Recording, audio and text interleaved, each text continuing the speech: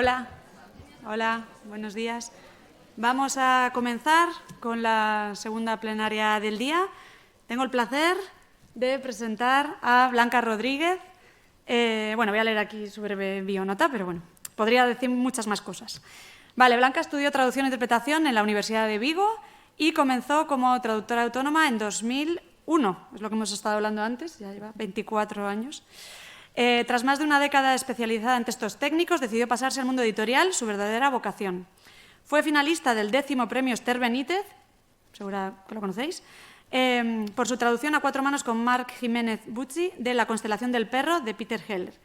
Como le gusta meterse en cuanto jardín encuentra, formó parte de la junta directiva de ACTI y fue una de las primeras socias de Asetraz, donde colaboró como jefa de redacción de La linterna del traductor, que aquí todo el alumnado también lo conocerá, y tutora del programa de prácticas. Ha traducido a Joseph Conrad, Robert L. Stevenson, Ursula K. Le Guin, Charles Stross, Cameron Hurley, Joe Walton o James Tripty Jr., entre otros. Desde hace 6 años también preside Pórtico, la Asociación Española de Fantasía, Ciencia Ficción y Terror. Y además ha sido la primera mujer en hacerlo en los 33 años de existencia de la asociación. Como dice su hija, es la presidenta de los Frikis de España. Así que, es un placer escucharla y ahora lo veréis, así que, sin más dilación, te doy la palabra. Bueno, muchas gracias por haberme invitado, por darme la oportunidad de aunar 3 de las cosas que más me gustan. 1, hablar, 2, la traducción, hablar de traducción, y 3, comer bien. Entonces, es un gran placer estar aquí. Nunca había estado en Vizcaya, así que... Perdón, Álava, Vizcaya, capital, Bilbao. Me lo sé, os lo juro. Se me ha mezclado Vitoria con Vizcaya. Vale. Y bueno, vamos a hablar un poco de traducir lo que no existe, ¿no? De qué tenemos de distinto los traductores que hacemos los géneros fantásticos de los traductores que hacen otras cosas, ¿no? Antes de nada, ¿hay alguien aquí que sea profesional de la traducción? Aparte de ti, Kiko, que ya te veo. ¿Todos sois estudiantes, entiendo? Vale, bien, correcto.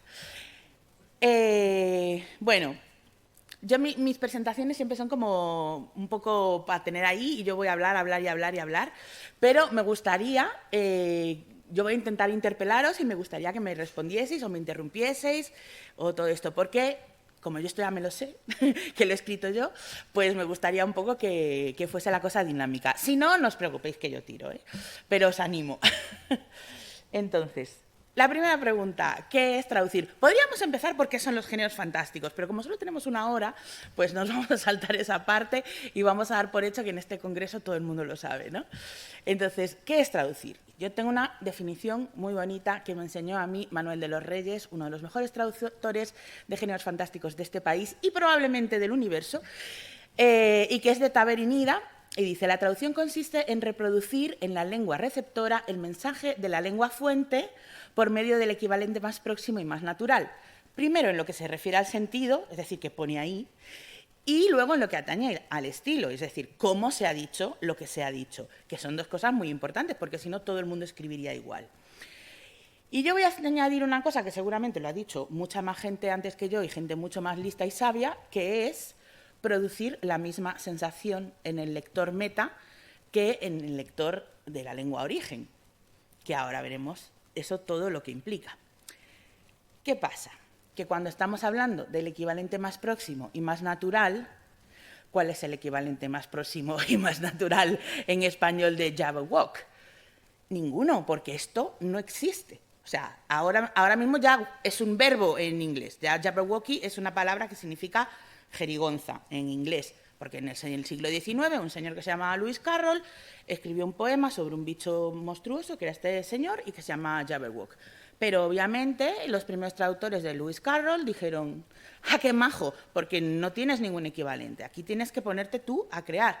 ¿No? Lo que decías tú antes, Kiko, de yo soy guionista, pues los traductores literarios también un poco autores somos. Bien, me he adelantado a la explicación que la tenía yo aquí.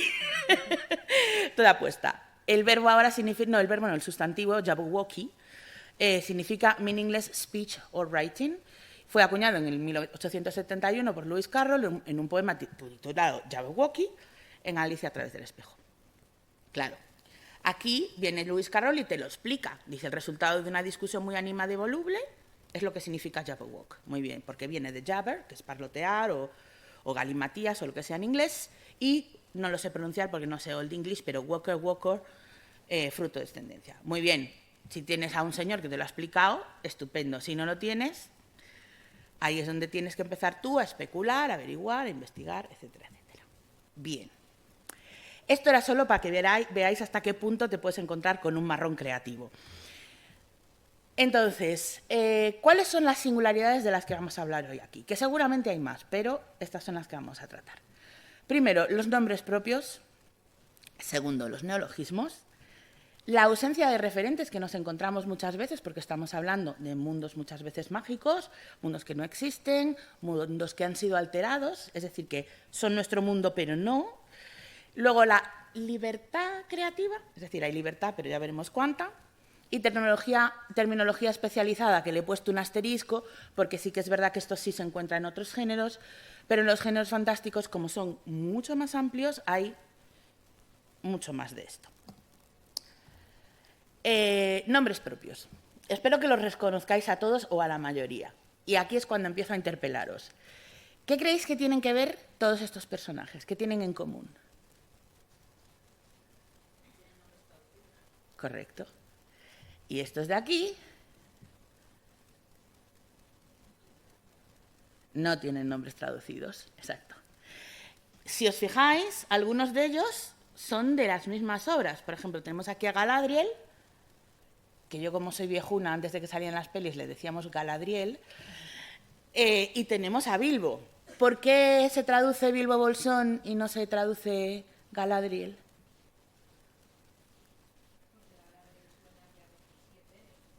Porque Galadriel es un nombre que está escrito, que está en élfico, pero Bilbo Bolsón en inglés se llama Bilbo Baggins. Baggins es en inglés. ¿En la Tierra Media se habla inglés? No. Si pensamos, o sea, yo siempre uso Tolkien porque es como el padre de la literatura fantástica moderna y nadie cuestiona a Tolkien, ¿no? Entonces es muy fácil usar a Tolkien de referente. Pero aquí todas estas personas han sido traducidas. O sea, la obra de Terry Pratchett está llena de traducciones, la literatura clásica infantil, Caperucita Roja es alemana, no se llama Caperucita Roja. ¿Y qué pasa? Que es importante para la trama de Caperucita Roja que el niño o la niña entienda el nombre del personaje, y por eso tú tienes que traducirlo. ¿Qué pasa? En Tolkien tenemos un mundo donde no existe el inglés. Entonces, todos los nombres que están en inglés, obviamente, es una herramienta que el autor está usando para poder comunicarse con sus lectores. En el caso del Tolkien podría haber usado las lenguas que inventó porque Tolkien era Tolkien, pero la mayoría de los autores obviamente no se inventan las lenguas de los libros que escriben. Y claro, el lector tendría que haber aprendido pues o Strong, Western, Sindarin, todas las lenguas que aparecen, que son no sé, como 8 lenguas. Entonces, si tú reconoces elementos de la lengua del autor y la lengua del autor no existe en el libro, tú tienes la obligación de traducirlo. ¿Por qué? Para producir en el lector la misma sensación que producía el original. Porque obviamente Tolkien quería que los lectores supieran que Treebird significa bárbol, barba, árbol. Y así sucesivamente con innumerables nombres que aparecen en la literatura. Entonces, aquí ya podemos desmontar uno de los tópicos, ¿no? De los nombres no se traducen menos los papas y los reyes y esas cosas. Se traducen un montón de nombres, un montón de nombres. Por ejemplo, ¿veis? ¿Os gustan las pelis de Estudio Ghibli? ¿Sí? Entonces reconoceréis la isla volante de la puta, ¿no? Vale, pues esto viene de los viajes de Gulliver, donde Gulliver visita una isla que se llama La Puta. ¿Qué pasa? En español suena medio mal. Hay algunas traducciones que conservan el topónimo y hay otras traducciones que lo cambian un poquito. Lupata, la Puda. Y ahora os voy a hacer una pregunta, pero antes os voy a contar una anécdota de un libro que va a salir constantemente en esta charla, que es La Guerra de Dios de Cameron Harley, que traduje en 2019. Y luego os lo explicaré más, pero tiene como constantes referencias al mundo musulmán, al Islam, etcétera, etcétera. Y ocurre en otro planeta y salen algunos nombres que yo como española reconocía perfectamente, como Alhambra, por ejemplo, ¿no? Pero yo eso no lo toqué porque digo, bueno, viene del árabe, pues es normal que lo pongan en ese planeta, que no se sabe ni dónde está, hasta que me encuentro de pronto con Rioja, que ni viene del árabe, ni a un español le suena árabe, y hasta queda un poco gracioso. Entonces, yo tuve la suerte de poder hablar con Cameron y decirle, oye, mira, tengo aquí esta movida, aquí es como si yo le pongo Wisconsin, a la gente no le va a sonar bien, vamos a cambiarlo. Le metí una H por ahí, una Y, no sé, lo cambié un poquito y tal. En este caso, si no sabes nada del libro, puedes pensar que estas opciones están bien hechas, ¿no? Lo cambiamos para que produzca en el lector español el mismo efecto que produce en el inglés. A un inglés la puta, sobre todo estamos pensando siglo XIX, no creo que hubiera muchos ingleses que supieran español, no le produce ningún problema, no es malsonante, además ni siquiera lo va a pronunciar la puta, sabe Dios cómo lo pronunciará. Entonces dices, bueno, está bien, pero ¿qué pasa? Que el señor Jonathan Swift estaba haciendo una crítica a la explotación colonial británica, en este caso concretamente sobre Irlanda. Entonces, volvemos, producir la misma impresión en el lector final que en el lector origen. Yo tengo aquí algunas propuestas que me he inventado yo y no tenéis por qué estar de acuerdo, porque claro, la traducción tampoco es física, es decir, hay un margen de cosas, ¿no? Las dos primeras sería como la puta escrito en inglés todo junto, la puta como lo escribiría un español si lo estuviera diciendo en inglés, de whore, y luego he añadido dos palabras que significan prostituta en irlandés y la tercera, que ya es un poco más creativa, que sería casa de putas, que me ha gustado mucho a mí la idea de esto es una casa de putas, con perdón de la expresión malsonante. Son opciones que podríamos tomar y de ahí es lo que veremos más adelante de la libertad creativa. Yo creo que si Jonathan Swift decidió usar una palabra que los ingleses no entendieran, el traductor debería también poner como ese huevo de Pascua de una palabra que el lector medio español no vaya a entender. Y por eso puse la idea del irlandés, porque hoy en día sí que el lector medio español entiende el inglés. Podríamos decir the whore, algunos lo pillarán, otros no. Si lo escribes tal cual, the whore, lo van a entender la mayoría de los lectores, ¿no? Entonces, de ahí mi idea con el tema de los topónimos. Vamos a seguir un poco más con los topónimos, que también son nombres propios. ¿Quién ha leído o visto Juego de Tronos aquí? Vale, pocos, esperaba más, la verdad. Bueno, la traductora de Juego de Tronos, Cristina Macía, probablemente la traductora más rica de España.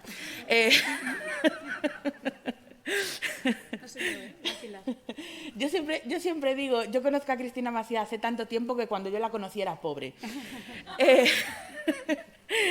Entonces, ¿qué pasa? Con Juego de Tronos pasa lo mismo que con Tolkien. Allí nadie habla inglés. El inglés no existe en este mundo, ¿no?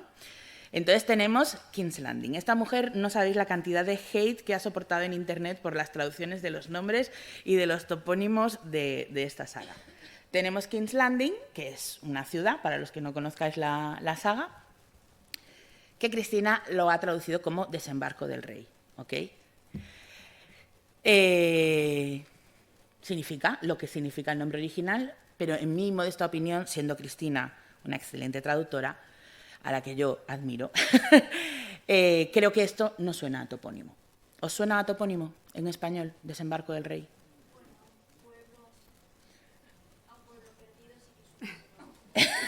No sé si habéis oído por aquí, me dicen, a un pueblo perdido sí que suena. A mí no me suena muy topónimo, ¿vale? Un compañero mío, que no es traductor literario, pero que es muy buen traductor, propuso esta opción, la Real Arribada. Esto suena mucho más a topónimo. Pero en realidad, y esto también es de mi amigo y no es mío, Carlos Gancedo, lo que sería un topónimo en español 100% sería Nuestra Señora de la Real Arribada, que está concretamente en Burgos, por decir. O sea, no me digáis que eso no sabe a morcilla. O sea, eso es un nombre que sabe a morcilla. Y precisamente por eso, por muy bueno que sea, no lo podemos usar. Porque en este mundo Burgos no existe y no hay morcilla. para desgracia de sus habitantes. Entonces, tendríamos que quedarnos con un término medio, porque es importante que no nos pasemos tampoco de darle color. Es decir, nosotros sabemos que eso está ocurriendo en un mundo medieval fantástico que se ha inventado George Martin. Kiko, ¿estás levantando la mano? Dale, dale. A mí me pones cara privada en doblaje y te mato. También es así, ¿no? Claro, claro, sí, sí, no. Esto es un ejemplo de lo que... Paco Vara, que es el productor de la serie, ya les pasó los datos. Sí, sí. Bueno, con 15 años desembarco del rey. Pero la Real No hace Arribada... falta No, pero es que Ya, es que si no, no se lo subí. pero la Real Arribada, de todos modos, tiene demasiado toque...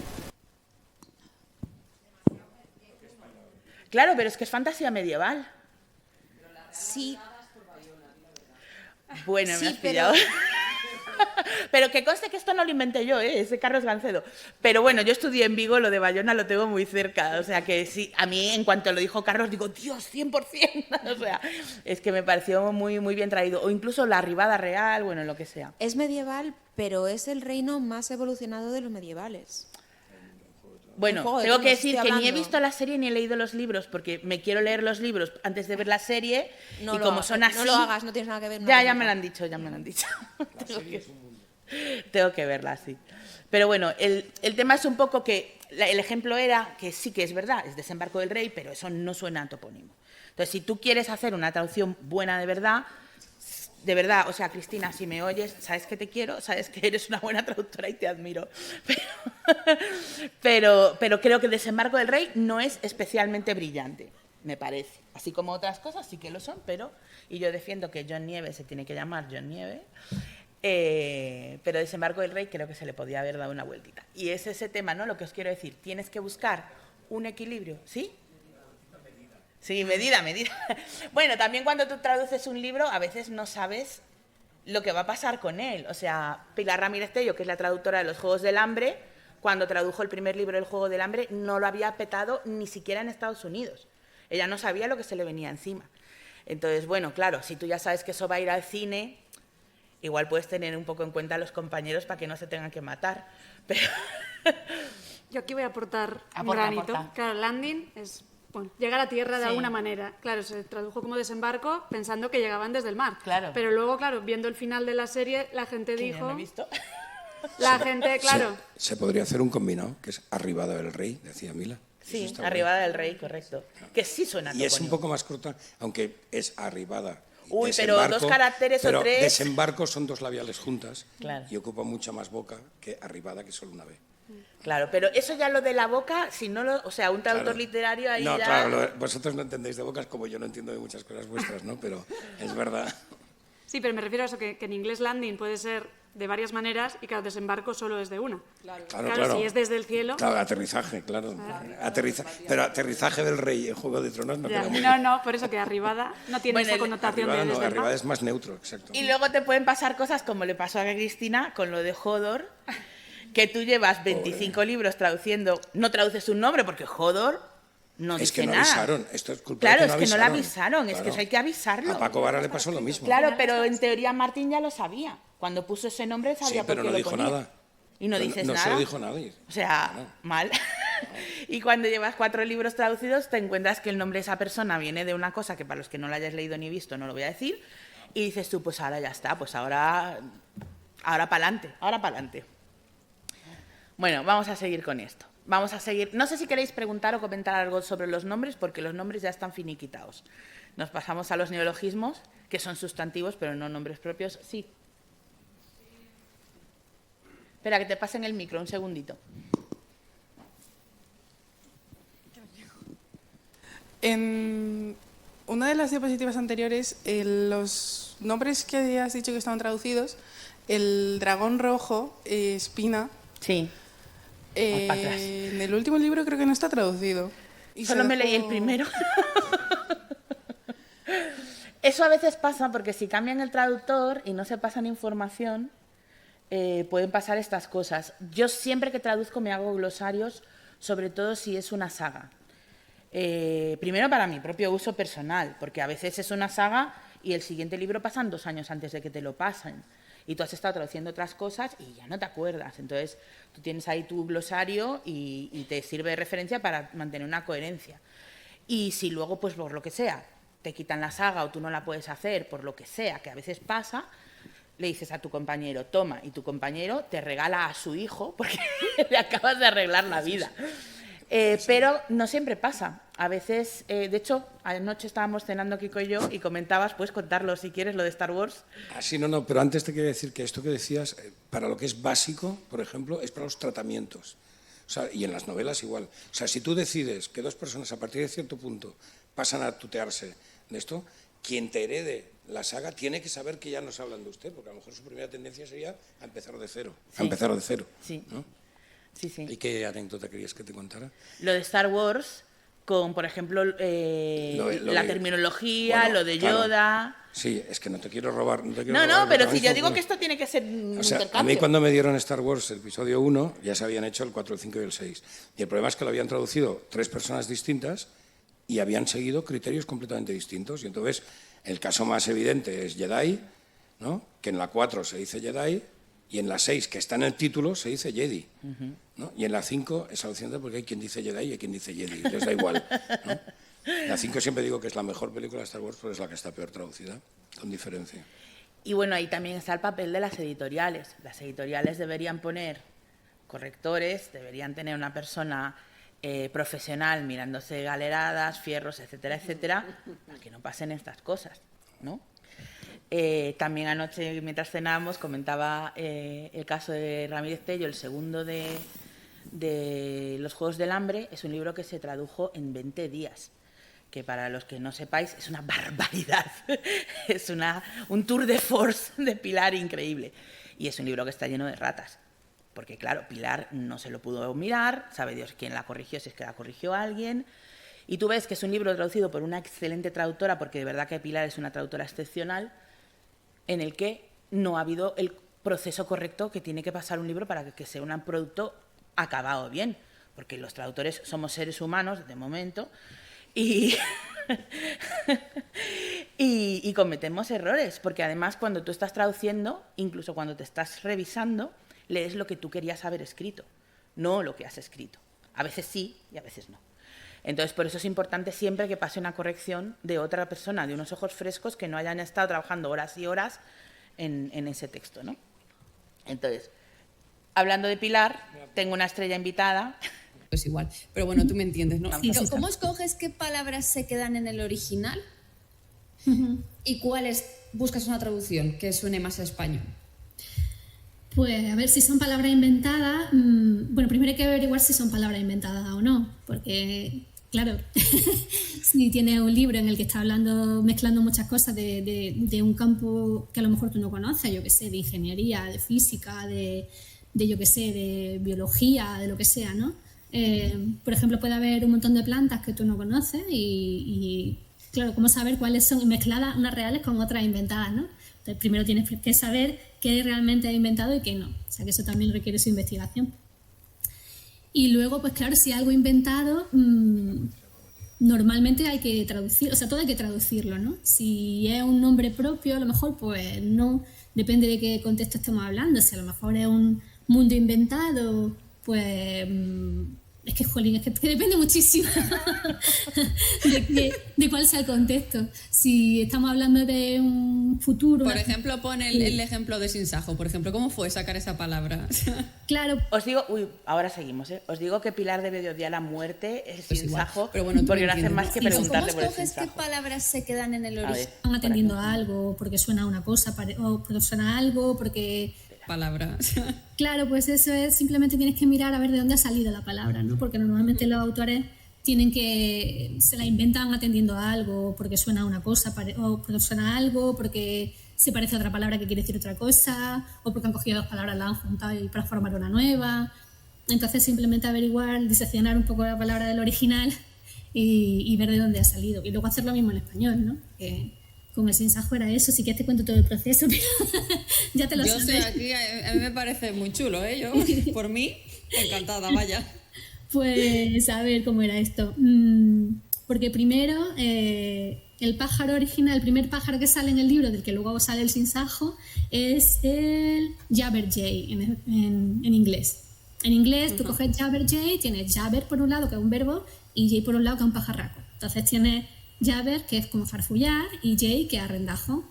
Entonces pues le das vuelta a las cosas, vas quitando, poniendo, pues farfullar, pues puede ser charlar atropelladamente, puede ser, yo qué sé, muchas cosas, ¿no? Dándole vuelta a la situación y juntando cosas y a ver cuál te suena más a pájaro. Entonces, yo al final me quedé pues con charlar y sinsajo, charlajo. De ahí salió Aquí se ha equivocado, es... Y luego ese pájaro, el charlajo, se junta con otro pájaro que es... No es sinsajo, sinsajo es el resultado final. Es charlar y arrendajo, charlajo. De verdad que es... De verdad, mucha tecnología, ¿para qué? Para nada. Igual. Pero bueno, tú me entiendes, ¿no? Sí, ¿cómo es? A ver cuál te suena más a pájaro. Entonces, yo al final me quedé pues con charlar y sinsajo, charlajo. De ahí salió el charlajo. Y luego ese pájaro, el charlajo, se junta con otro pájaro que sí es de verdad, que es el... ¿Qué es cuál? Yo no me acuerdo. El sinsonte. Y entonces, pues tiene otra vez lo mismo. Si en inglés era Mockingbird, que es el sinsonte, y Jabberjay, que es el pájaro inventado, pues empieza a coger una de otra y tal y cual, hasta que te sale sinsonte, charlajo, sinsajo en inglés. Mockingbird, Jabberjay, Mockingjay. ¿No? Es simplemente seguir el mismo proceso de creación del original e intentar replicarlo en español. Luego le tienes que echar imaginación para ver qué combinación es la que suena más natural, que si estamos hablando de un pájaro, porque suena a pájaro. Vale, ya está aquí Pilar. Gracias, Pilar. Bueno, entonces, ¿qué cosas nos ha contado Pilar aquí? Que nos ha contado un montón de cosas.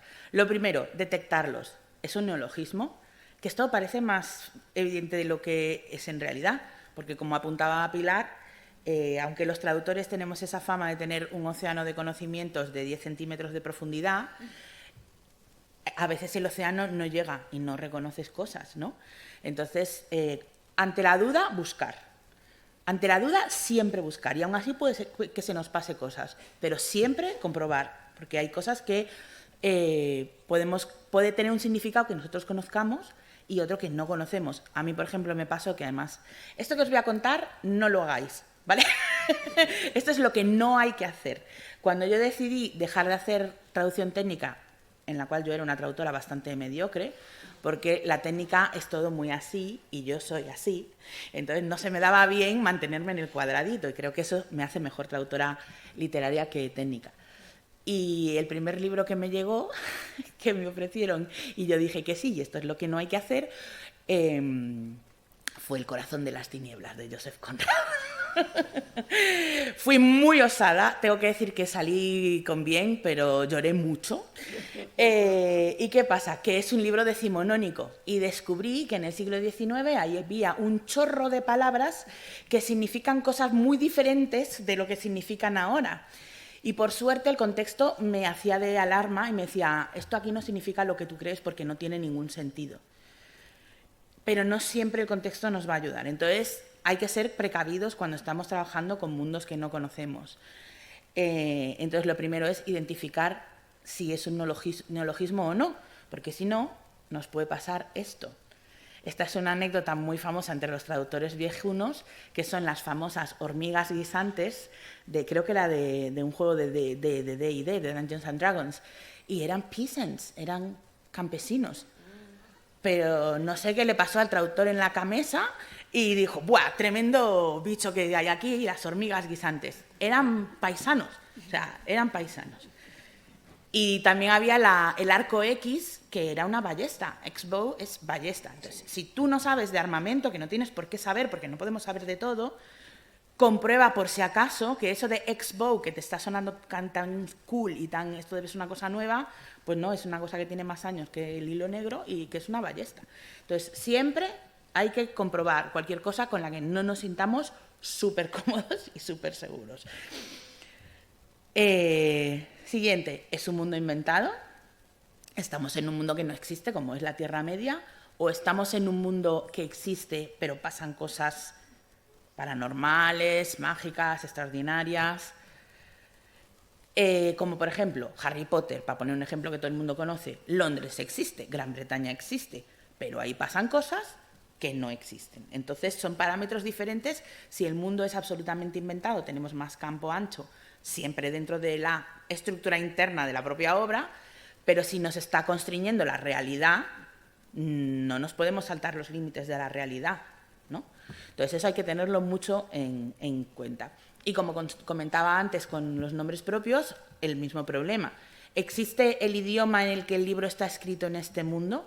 Por ejemplo, en El Señor de los Anillos no existe en inglés, pero en el Grishaverso, no sé si habéis leído los libros de Leigh Bardugo, está clarísimamente ambientado. O sea, ¿es la Rusia zarista? No es la Rusia zarista, pero es la Rusia zarista porque ahí hay palabras en ruso. Entonces, si ahí hay palabras en ruso y la gente sabe ruso, no hay que tocar el ruso, porque el ruso es real en ese mundo. Entonces, esas cosas hay que tenerlas muy en cuenta a la hora de traducir y de crear neologismos. Y ahora vengo a hablar de mi libro, que es el libro que ya he mencionado, La Guerra de Dios, de Cameron Harley, que fue un libro que traduje en el 2019, como ya he dicho, y en el que me pasó todo. O sea, todo lo que os puede pasar traduciendo literatura de géneros fantásticos me pasó en este libro. Una cosa increíble, y que yo pienso que si no hubiera tenido línea directa con Cameron Harley, no sé qué habría sido de mí, porque madre mía. Vale, ¿alguien lo ha leído, por curiosidad? Aparte de ti. ¿En serio? ¡Qué alegría, qué ilusión! Vale, pues está ambientado en Umaima, que es un planeta terraformado, pero más bien poco, porque es muy desértico.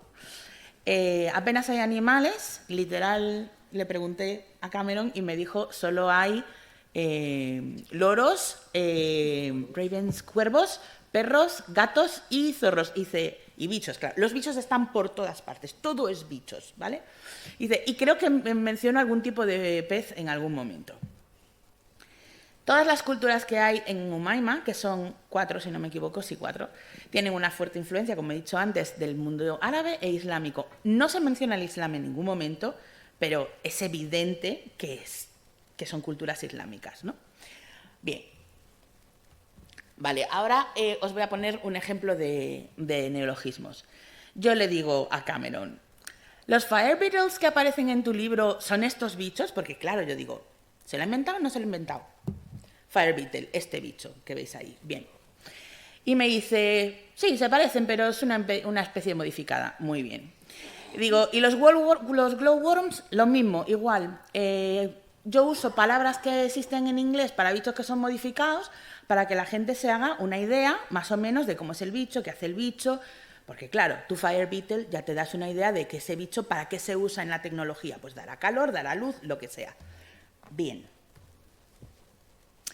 Los nombres de los fucking bichos en español. Gorgojo perforador del chopo, escarabajo de la patata, zapatero, abejorro batanero, aceitera real y mosca cernidora de invierno, por poner algunos ejemplos. Es que los bichos en español se llaman así. Los bichos en español no se llaman escarabajo de fuego. O sea, lo más parecido es escarabajo pelotero, que es escarabajo de caca. ¿Sabes? Entonces es como, ¿qué hago yo con esto? ¡Socorro! O sea, no puedes usar el recurso que ha usado la autora porque en tu idioma no funciona. Los bichos tienen que sonar a bichos. Y he cometido el grave error de no mirar lo que hice en el glosario. Lo siento. No tengo las soluciones. Pero pongo esto como ejemplo para que veáis que os podéis ver en bretes así y hay que tirar por la calle de en medio. Porque, one more time, producir la misma sensación en el lector final que en el lector origen. Entonces, si yo le pongo gorgojo perforador del chopo, primero que ahí no saben lo que es un chopo nadie, porque en Umaima no hay chopos, ni gorgojos, en efecto. Entonces, no vale. Mis personajes tienen que saber qué es eso. Tiene que haber en el mundo lo que yo estoy hablando. Entonces ahí pues tienes que tirar por la calle del medio, buscarte un resultado molón, algo que funcione dentro del universo en el que tú estás y dentro de la lengua de tus lectores. Buena suerte. Buena suerte ahí fuera, como decían. A mí lo de escarabajo de fuego me gusta. Sí, no me acuerdo lo que puse, pero claro, yo al principio iba como súper profesional, vamos a buscar el bicho, a ver si lo tengo en español, no sé qué, lo puedo modificar un poquito. Claro, y tienes el gorgojo perforador del chopo, pues eso es que no hay quien lo rescate, o sea, no, eso no puede ser. Imagínate doblar eso, Ahora espera, que ya no me acuerdo cuál es la siguiente. Vale, antes de ir con esto, Se me ha ido totalmente, ya volverá, no importa, pues vamos con esto. Vamos con el punto de la ausencia de referentes. Porque claro, cuando tú traduces novela negra o novela histórica o novela romántica, estás hablando del mundo real en el que vive la gente. Entonces todo tiene un referente. Pero como vimos antes con el Jabberwock, no es así siempre. Entonces hay que tenerlo en cuenta, por ejemplo, cuando usamos frases hechas. Tú no puedes decir, esto no es nada del otro jueves, si ahí no hay jueves. Un personaje no puede usar una palabra de algo que no existe. Entonces, hay que cuidar eso en coherencia, como digo, siempre coherente con el mundo en el que estás trabajando, ¿no? Y pongo esos ejemplos. Igual lo de estar para el arrastre no lo sabéis, pero eso viene de los toros. Viene la tauromaquia. Cuando el toro ya está muerto, ya está para que se lo lleven, está para el arrastre. Y así muchas, que a veces ni nos damos cuenta de que vienen de cosas religiosas. Bueno, en inglés de Shakespeare, a lo loco. O sea, yo tengo, y de la Biblia, si traduces del inglés la Biblia, que les gusta una Biblia, o sea, yo tengo una Biblia en mi escritorio, siendo yo nada de eso. Entonces, pero yo tengo una Biblia en mi escritorio porque cada 2 por 3 te están soltando frasecitas de la Biblia que hay que saber reconocerlas, que no siempre las reconocemos, pero la tienes ahí por si acaso. Y no solo eso, sino que de la Biblia hay distintas versiones. Y si tú coges la de King James, sí, tú coges la de King James, pues lo coges la moderna de King James, o tal, claro. Y en España tenemos la de Valera, que también tiene varias evoluciones. Sí, sí, sí. Y yo tengo la de la Conferencia decir... Episcopal Española, cuidado, canon. Sí, sí, todos tenemos 2 o 3 bueno, libros en casa. Hay webs que te comparan todas las ediciones. El Bible Gateway, el Bible Gateway está bien. Sí, sí. Pero bueno, eso lo primero es reconocerlas, que a veces no las reconoces. Ya no sé a quién se lo conté o ayer o hoy. El libro que ha mencionado Aitziber de La constelación del perro lo traduje a 4 manos con un compañero, que luego si queréis, si sobra tiempo, os cuento el proceso porque creo que es interesante. Pero fue muy interesante la colaboración que hicimos él y yo, porque él tenía como una formación muy clásica y yo una formación muy friki.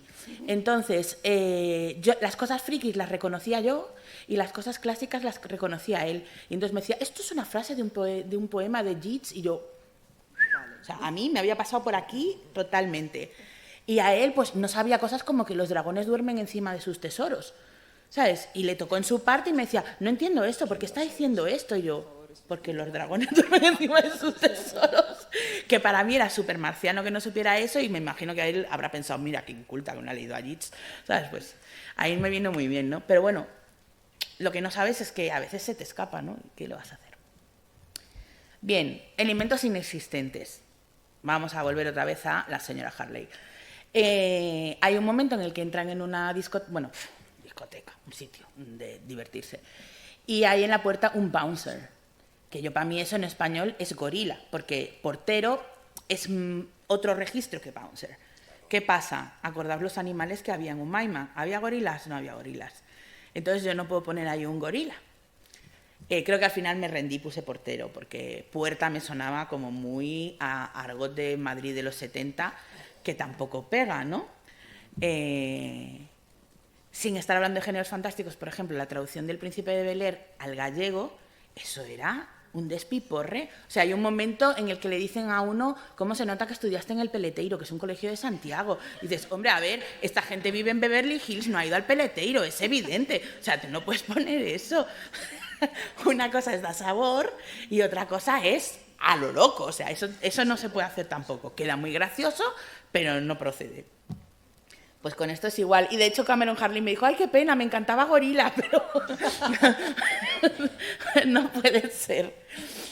Y luego, cuando aparecen ideas absolutamente nuevas, cosas que no tienes ningún referente y que te las tienes que ver, por desgracia, no se me ocurrió ninguna. ¿Qué pasa? Tampoco es tan frecuente. ¿Por qué? Porque llevamos milenios escribiendo historias y al final estamos contando las mismas 5 o 6 historias con palabras diferentes, y cuando te pones a escribir un libro te das cuenta de lo difícil que es inventarse algo.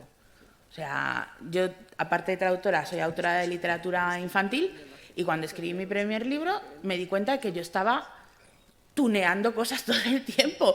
En plan, esto es lo mismo que salía en Momo, pero con un conejo, esto es lo mismo que salía en no sé qué, pero en vez de la madre era el primo. O sea, es muy, muy difícil tener una idea nueva. O sea, solo los genios a estas alturas de la humanidad tienen ideas nuevas, pero nos puede tocar un genio. Entonces, nos podemos ver en esta situación, ¿no? Y ahí pues tenemos los pilares que hemos dicho ya. Es un mundo nuevo, es un mundo que existe, producir la misma impresión en el lector meta que en el lector origen, y que no os deseo que os pase nunca, que os encontréis una idea absolutamente nueva. Vamos con la... ¿Voy muy rápido? No sé si voy muy rápido. Vale, bien. Ahora viene lo gordo. Esto vais a flipar. El tema de la libertad creativa. El estar en el mundo fantástico a los autores les permite saltarse las reglas, y a nosotros, que también somos un poco autores, también nos permite saltarnos las reglas. En general, las de la traducción y a veces las del idioma de llegada. ¿Qué me pasó con el mundo de Cameron Harley? Ahora sí que ya vamos full Cameron Harley. Tenemos 4 culturas. Rastig, estas son las ilustraciones del libro, por cierto, para que veáis lo precioso que es. Está descatalogado, o sea que tampoco estoy haciendo aquí publicidad. Tenemos 4 culturas, Rastig, Nashin, Moria y Chenya, ¿vale? Se parecen, pero son distintas. Nashin es un matriarcado mal, es decir, todo lo malo del patriarcado al revés, o sea, las mujeres fatal. Se llama la guerra de Dios porque hay una guerra que lleva literalmente siglos entre estas culturas, y los hombres son carne de cañón. A los 16 años los llevan al frente y si consiguen cumplir los 40 pueden volver. ¿Qué pasa? La sociedad civil es absolutamente femenina. Allí no hay hombres para nada, solo hay niños y viejos. Hombres adultos, no viejos, no hay. Luego hay 2 culturas que son bastante parecidas, que son Chenya y Rastig, donde son muy patriarcales. La mujer está en una posición de sumisión, son polígamas y además en Rastig son especialmente homófobos y muy, muy religiosos. Y luego está Moria, que en este libro sale poquito, pero luego continúa la saga y sale más, donde los hombres y las mujeres viven vidas absolutamente separadas, solo se relacionan para reproducirse. ¿Vale? ¿Qué pasa con los libros de Cameron Harley en realidad, en general y con este en particular? Que te suelta totalmente in media res. Y yo, que soy una traductora cuyo método de traducción consiste en coger un libro que no se ha leído y empezar a traducir todo lo rápido que puede, dejando partes en inglés incluso. Si veo que estoy tardando mucho, tiro, y luego hago casi una retraducción, porque he descubierto con los largos años de sufrimiento que muchas dudas que habría tardado horas en resolver el propio libro me las resuelve más adelante. Claro, yo al principio estaba como intentando encontrar mi lugar en la historia, porque literalmente empieza con una tía en medio del desierto que se ha extirpado el útero y tú no sabes por qué. Y venga, ahora, ahí te las compongas. ¿Qué pasó? Que a medida que yo iba avanzando, iba descubriendo todas estas particularidades. Empieza en Nashin. Y yo veo que aquí no hay ni un tío. Aquí no hay tíos. Y yo me empecé a sentir como muy incómoda usando el masculino genérico en una sociedad donde no hay hombres. Y digo, ¿por qué voy a escribir los magos si son todo tías? Es que no me tiene ningún sentido. Y además que te está creando en el lector una idea errónea de la sociedad nashinia en la que se supone que hay hombres, porque el masculino genérico, por mucho que la academia diga que es neutro, en tu cabeza hace lo que hace. Y además que yo había visto hablar a Cameron Harley en otras ocasiones y yo sabía que ella no querría esto. Entonces, y además que el original, el inglés no hace eso, porque el genérico es neutro. Entonces, ¿qué hice yo? Buscando producir la misma sensación en castellano que en inglés, bueno, esto ya lo acabo de decir.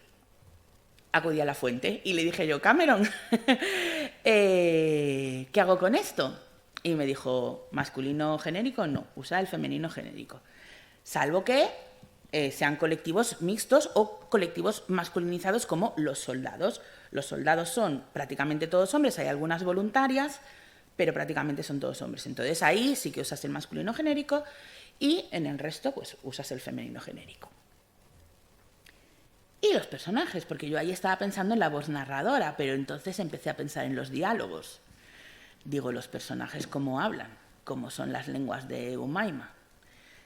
Claro, esto ocurre porque yo soy de feministest, entonces esos pensamientos los tengo en mi cabeza.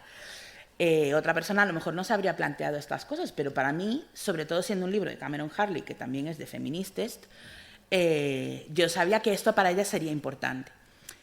Entonces digo, el nashinio, por narices, tiene que usar el femenino genérico, porque si es una sociedad extremadamente matriarcal, no tiene ningún sentido que evolucione hacia el masculino genérico, es que ningún sentido. Y aunque yo estoy escribiendo en castellano y Cameron estaba escribiendo en inglés, este personaje está hablando en nashinio. Entonces ya empecé yo, digo, vale, pues, ¿y qué hacemos con Moria? Que la gente tiene para un lado y tiene para otro y no se hablan entre sí nada más que para hacer bebés. Claro, si las lenguas modifican nuestra forma de pensar y nuestra forma de vivir modifica las lenguas, porque es una cosa que se retroalimenta, esto tiene que repercutir en cómo hablan los personajes. Y entonces yo me estaba ahí pensando, ¿qué hago con esta movida? Y digo, pues los morianos hablarán diferente cuando un hombre habla con un hombre o una mujer con una mujer y cuando hablan entre sí. Y de hecho, estas cosas se hacen muy distintas, o sea, ya no solo por género, por muchos otros criterios.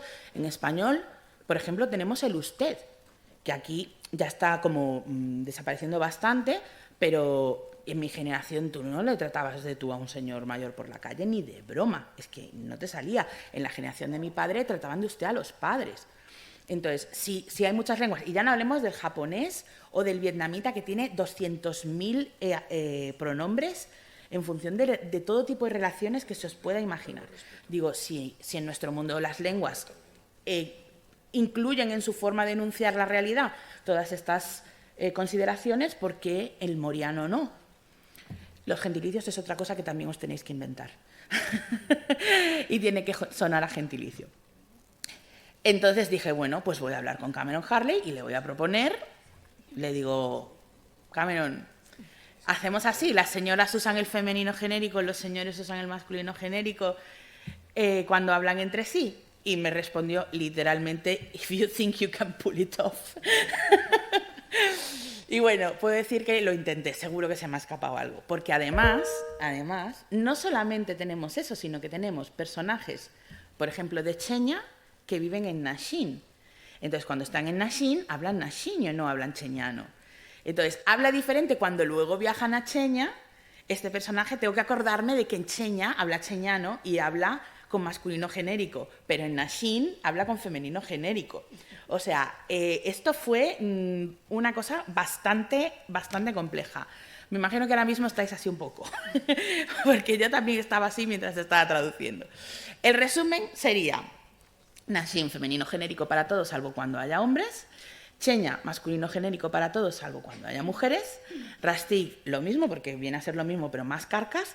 Y en Moria, la forma neutra depende del género del hablante, bueno, del emisor y del receptor. Y esto fue un tour de force. Y la voz narradora, decidimos entre el editor, la autora y yo, que como el narrador no usa las lenguas de Umaima, porque el narrador es un inserto, no está en la acción, o sea, lo mira desde fuera. Entonces el narrador en la traducción usa el castellano.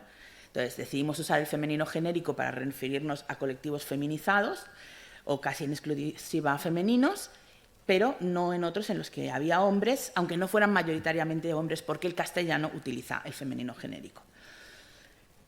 Hubo críticas a esto, por supuesto siempre las hay, y que se subvierte la gramática, pero yo tengo que decir que en español llevamos siglos usando el femenino genérico cuando nos referimos a colectivos feminizados, como las azafatas, las limpiadoras, las amas de casa. Incluso hay palabras como asistenta y asistente que varían su significado cuando les varías el género. Entonces yo, como soy mucho más fan de María Moliner que de la RAE, me agarro al uso en vez de a la norma. Pues de ahí lo que decía yo de la libertad creativa. Claro, en este proceso tuve la suerte de poder hablar con la autora, que muchas veces no se puede porque suelen ser gente que ha vendido muchísimo y que si 70 traductores de 70 lenguas les están haciendo preguntitas, que de verdad que tengo 4 documentos Word de preguntas a Cameron Harley, pues no hacen otra cosa en la vida que esto. Pero quiero decir que si creéis que esto puede funcionar, vuestro editor o editora, lo podéis comentar con ellos. si veis que hay algo que tiene sentido, que os saltéis ciertas normas para respetar la coherencia de la historia, del mundo, de la intención de los autores y de la impresión que tiene que recibir el lector en la lengua de llegada. Bien, vamos bien. Bien, lenguaje tecnológico, muy brevemente. Os vais a encontrar todo tipo de tecnologías, física, matemática, astronomía, informática, robótica. Yo una vez me tuve que hacer casi un máster en pesca de mosca, en una distopía, que dices tú, la pesca de mosca, ¿por qué? Bueno, pues acabé yendo a una tienda de cebos a hablar con un señor. Si tenéis que ir a una tienda de cebos, pues se va. Y ya está, no pasa nada. Básicamente os vais a encontrar cualquier cosa. En otros géneros pasa lo mismo, pero es que aquí podéis ser lo que sea. O sea, desde heráldica, mitología, lo que os podáis imaginar. Esto es un resumencillo que me voy a saltar porque ya nos tenemos que cortar. Y quedan 5 minutillos, pues, Sí. por si alguien quiere hacer alguna pregunta. Eso es, abrimos ahora. Espera, Alasne, que te pasen el micrófono. El micrófono. Ay, yo pensaba que me iba a sobrar tiempo. Sí, ¿cómo contactas con la autora? ¿Cuando te pasan el encargo te dan su contacto o Depende. lo buscas? Normalmente no puedes hablar con los autores, en algunos casos porque están muertos. Pero, pero normalmente, sobre todo si son estadounidenses, como que tienen su agente que les protege mucho, a veces te dejan enviarle preguntas a través de la agente. Es la editorial normalmente la que te proporciona ese contacto. En el caso de Cameron Harley es porque yo le propuse la traducción a ella. Yo fui con todo mi morro y le dije, hola, soy fan. ¿Me dejas que te traduzca? Y me dejó. Pero eso es muy raro, no suele pasar. Vale. Y luego,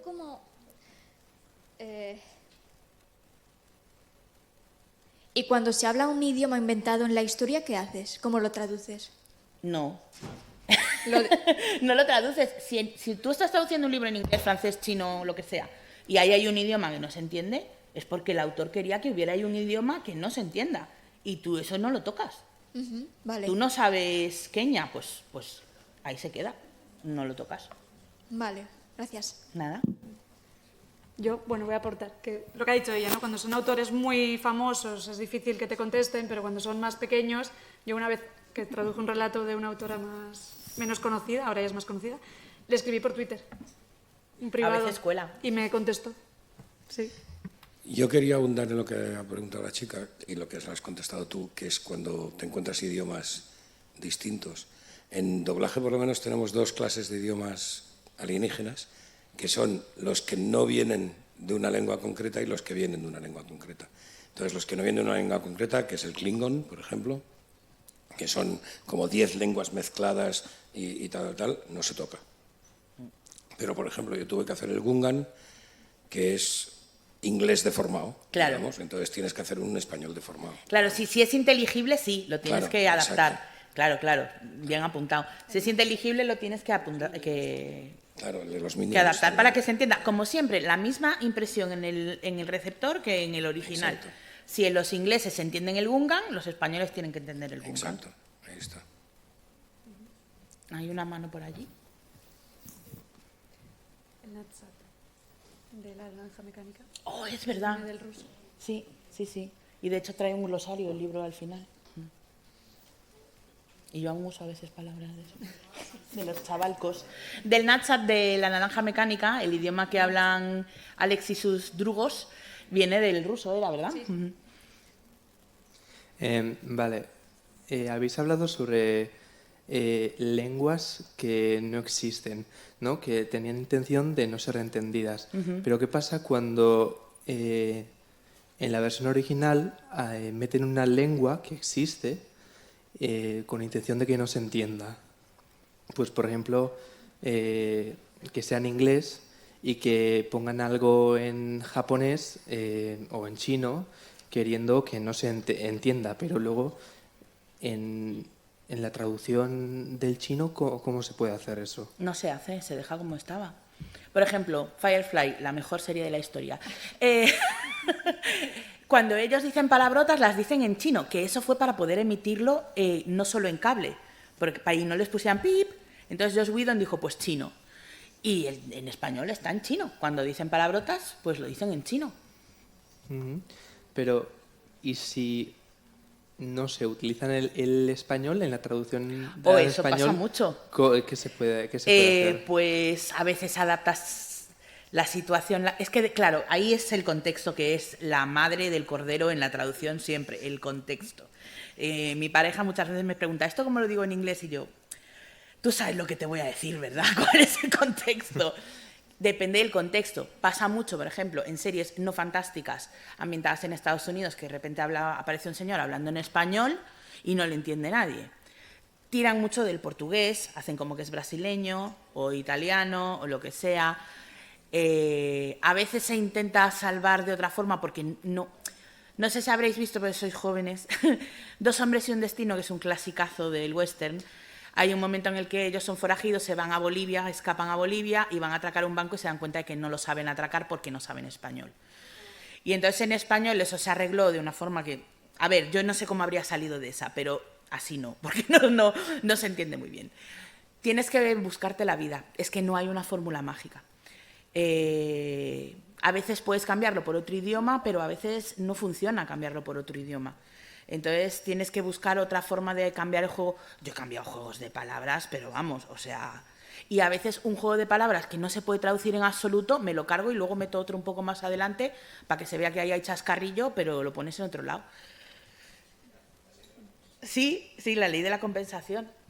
Bueno, seguro que tenéis más preguntas, pero no quiero atrasar las siguientes sesiones, así que podéis hablar con Blanca Sí, iba a después. decir, como dijo Kiko antes, yo fuera me podéis venir a preguntar cosas Así que a mí que- ya he dicho que lo que me gusta es hablar. Vale. Muchas gracias por venir. Y nada.